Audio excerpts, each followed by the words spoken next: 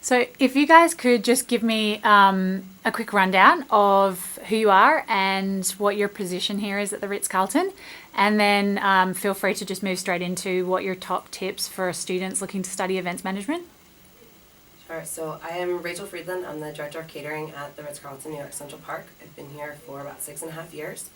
And some of the best advice that I can give is to not be afraid to take a position that you may have thought would be below where you were. When I started out, I thought that I would come in knowing everything as, catering manager or catering director, and I quickly learned that I still had a lot more to learn. So I started out as a catering coordinator and worked with my managers to take on as much as I could to learn things that were outside of my traditional role, whether it was forecasting, coming in on the weekends to learn more about individual events, different kinds of events, and really be a sponge to get as much information from my managers to learn as much as I could so that I could grow as quickly as I could.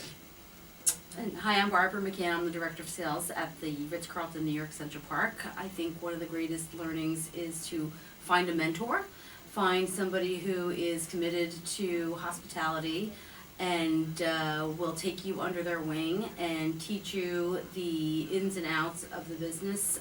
I think a lot of younger students come into this business feeling that they do know a lot of things, and we quickly learn that we don't.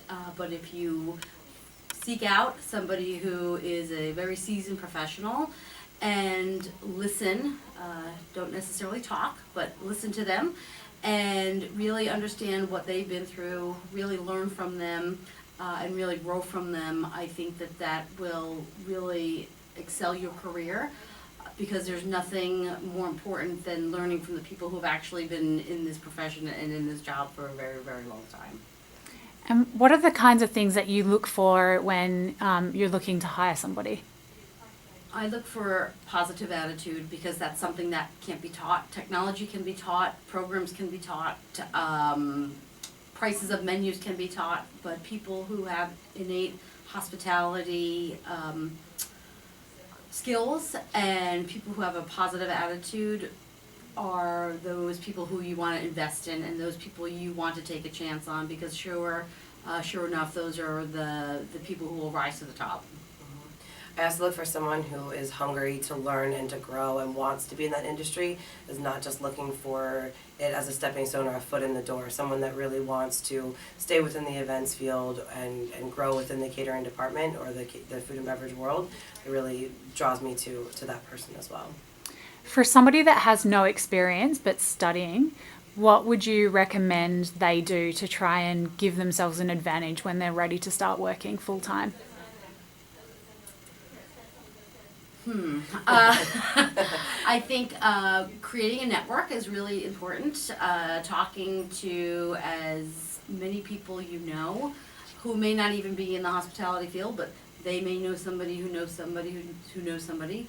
Social media is obviously a very important part of people's lives, and I think if it's used properly, it can be used to your advantage to find those professionals who are in this industry, who have a reputation, who have an excellent reputation, and I think that would be a great first step for students trying to make their first foray into hospitality. Also, any internship opportunities that you can find, be it in the hotel, restaurants, events, fields. A part of learning what you want to do is also learning what you don't want to do, and a lot of internships can show you that. It also acts as an extended interview process and will help grow your network as well. And what's one thing that you've learnt the hard way that you would share with us now not to do when you're looking to get into events or working in the industry? I would say always listen. I think a lot of people who are in hospitality tend to be extroverts, so we tend to like to talk a lot.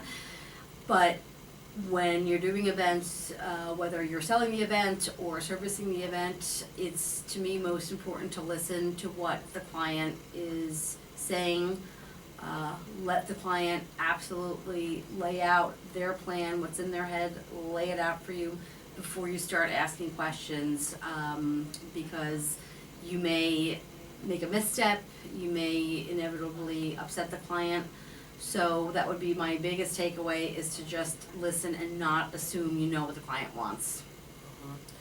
Also, don't assume anything is happening without your follow-up, without your communication internally as well as externally to your client. It's always important to follow up on emails that you've sent or phone conversations that you've had or face-to-face conversations that you had to make sure that any changes or any initial expectations of the guests are being met. And last question, what's your favourite event management or sales experience or memory so far? Yeah, I don't know that I necessarily have one particular one. I love and really value the relationships and friendships that I've made from the clients and events that I've done. I have weddings that I've done 3-4 years ago that come back to New York from London every year to visit me, and hopefully this year they'll bring their kids so I can get to meet them. And it's those relationships that are now friendships that I really truly value and bring with me forward. I would have to agree with Rachel. It is amazing the relationships that you make. Obviously, it starts out as a client salesperson, but evolves into something more meaningful and powerful than a client coming back to the hotel. I have clients who are friends of mine, clients who I'm going on vacation with, clients who've come out for my birthday parties, clients whose houses I sleep over. So that, I think, is what happens when you have committed yourself to this industry and committed to rising above the rest of your competition, because your clients will always come back to you because they like you and they trust you, and I believe that that's a great tenet of sales.